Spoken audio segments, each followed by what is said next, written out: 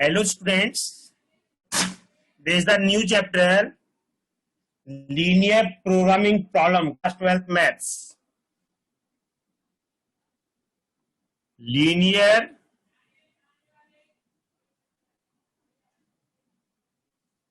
Programming problem. एक question आपका इसमें से 100% आना है। इतनी इसमें सबसे पहले आपने जो 10th में 11th में आपने लीनियर इनइक्वालिटी किया था उसका बेसिक आइडिया आप लोगों को देता हूं पहले। यानी जो आपका क्वेश्चन 11th में था वही सेम यहां पर है। इट मींस सबसे पहले देखिए graph x plus Y less than equal to 4, हमें इसका ग्राफ ड्रॉ करना है। तो कैसे करते थे हम? एक टेबल बनाते थे हम, this the x Y x0 y4 y0 x4। उसके बाद स्टेटमेंट को ट्रू और फॉल्स देखने के लिए हम क्या करते थे? Put x0 y0। इट में हमने x0 y0 पुट किया तो 0 less than equal to 4, this statement is true. उसके बाद क्या किया हमने? एक ग्राफ बनाया, this the 2 4, this the 2 and this the 4।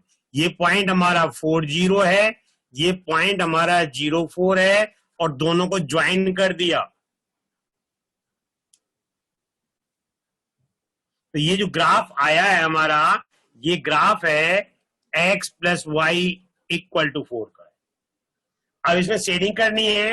If the statement is true तो हम शेडिंग करते हैं टूवर्ड्स ओरिजिन। यदि स्टेटमेंट फॉल्स होती तो करते हैं हम अवे फ्रॉम ओरिजिन।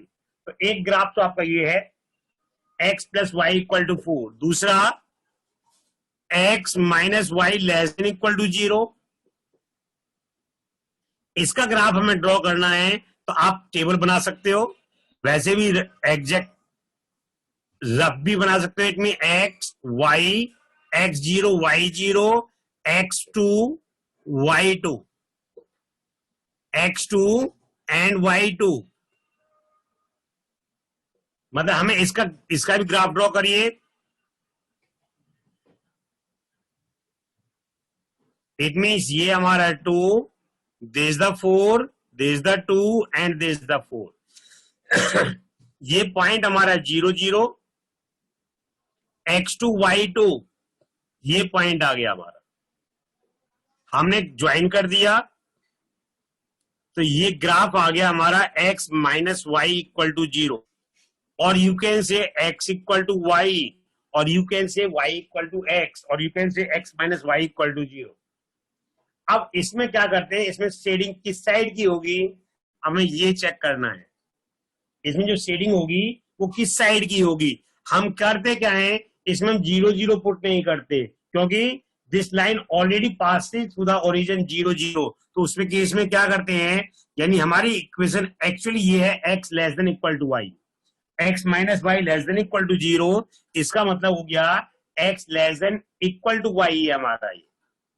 अब आप कंपेयर कर लीजिए, you can compare either x और y, you can compare either x और y, किसी एक को कंपेयर कर लीजिए।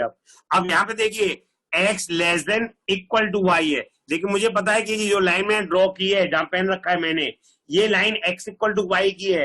अब x less than, x less किस साइड होगा? इट मीन मुझे पता है x इधर तो इंक्रीज होता जाता है, इधर x डिक्रीज होता जाता है। इसका मतलब x इधर कम होगा, इसका मतलब इस लाइन के इस साइड की शेडिंग आई।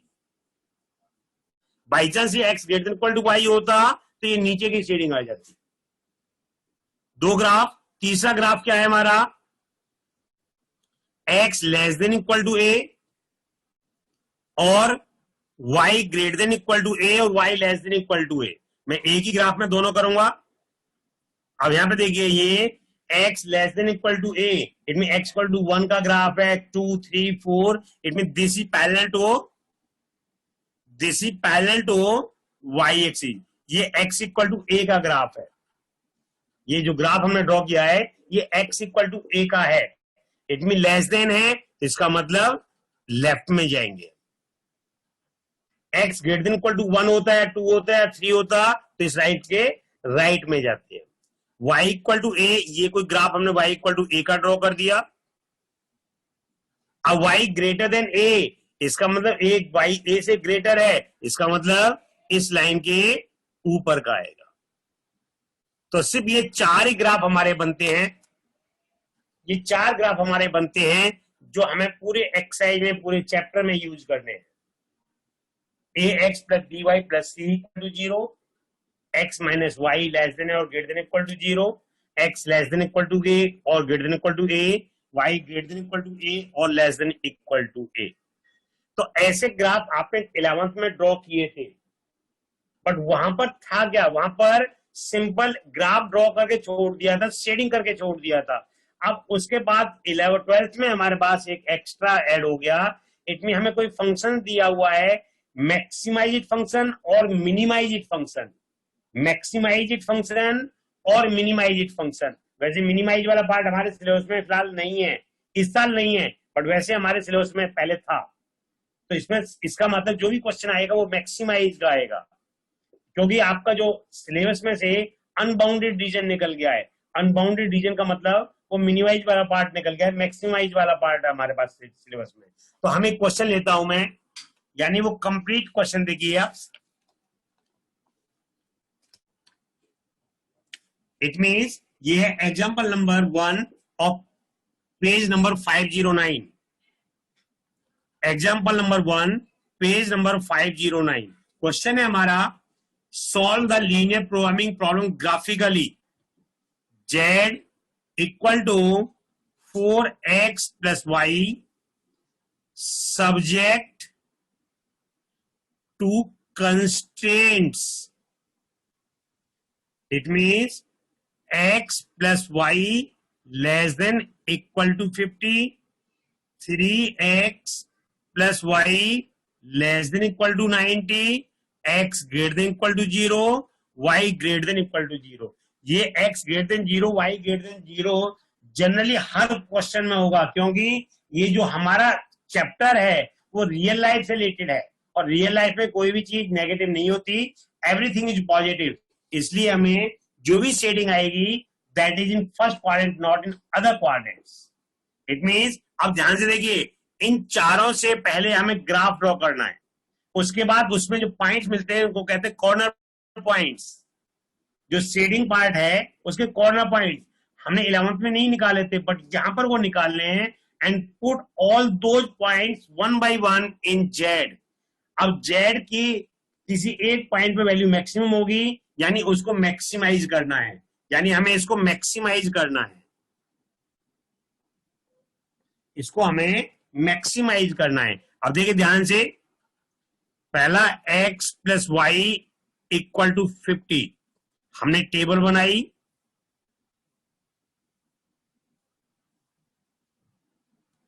x y x 0 y 50 y 0 x 50 x 0 y 50। हमने यहां पुट किया 0 plus 0 less than equal to 50, तो 0 लेस देन इक्वल टू 50, तो यहां पर स्टेटमेंट हमारी ट्रू आ रही है। दूसरा graph 3x plus y equal to 90, वही सेम टेबल बनाइए, there is the x y x 0 y 90 y 0 x 30 and x 0 y 90। Again यहां भी पुट करें 0 less than equal to 90, statement true आ गई। अब उसके बाद plotting,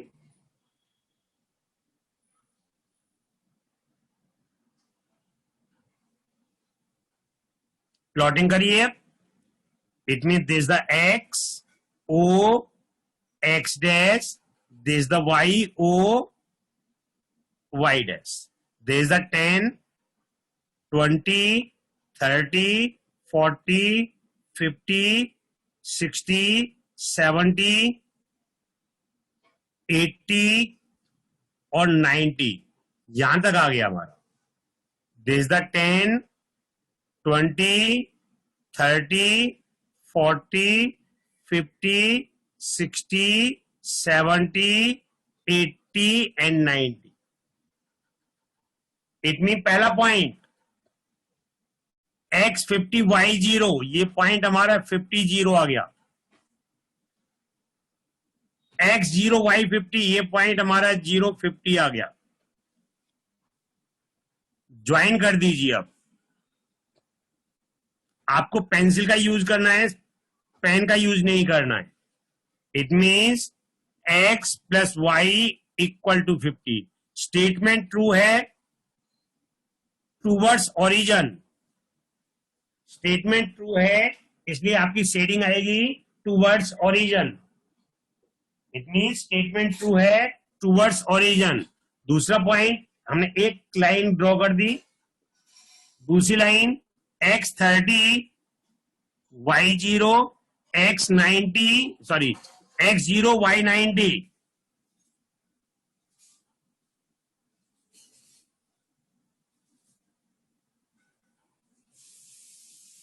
It means this the 3x plus y equal to 90. It means statement true है, तो इसमें भी आपका टूवर्ड्स ओरिजिन आएगा। x greater than 0, y greater than 0। अब देखिए सिर्फ कॉमन पोर्शन सेट करना है, सारा पोर्शन सेट नहीं करना, सिर्फ कॉमन पोर्शन सेट करेंगे। इट मीन्स हमने इसको सेट कर दिया।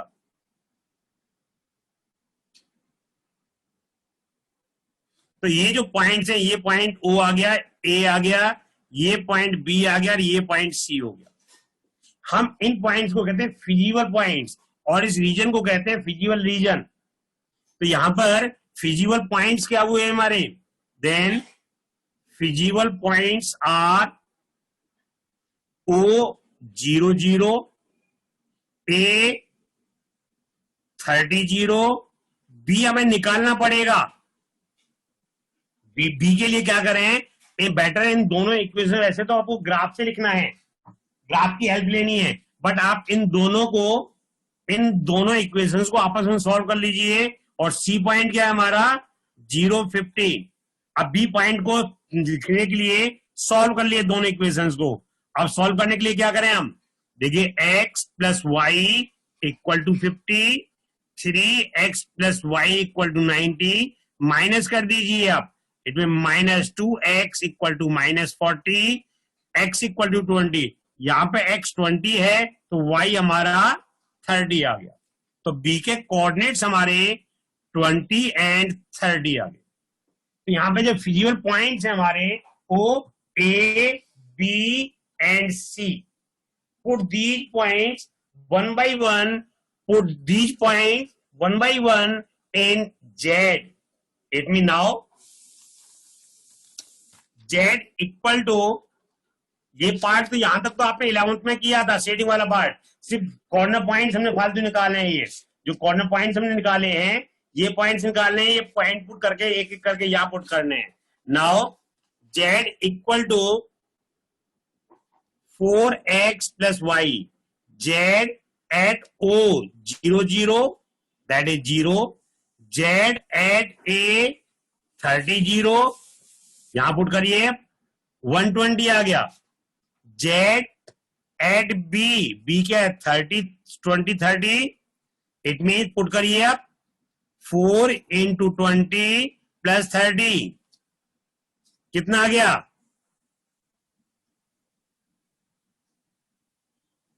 110 आ रहा है।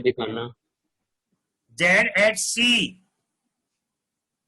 Z at C, C क्या हमारा? 0 50, 0 50, यानी ये 50 आ रहा है। पहला पॉइंट हमारा 30 0, ये पॉइंट हमारा है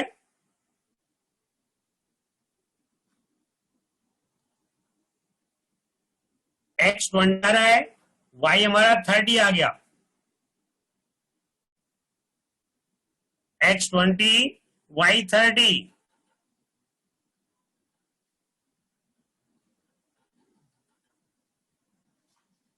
It means then अब यहां पर देखिए मैक्सिमाइज करना है तो इनमें से एक वैल्यू मैक्सिमम होगी, मिनिमाइज करना है तो एक वैल्यू मिनिमम होगी। इट मीन यहां पे मैक्सिमाइज किस पर है, तो therefore z is maximum, therefore z is maximum at the point A 30 0. So therefore the value of x is equal to 30 and the value of y equal to 0.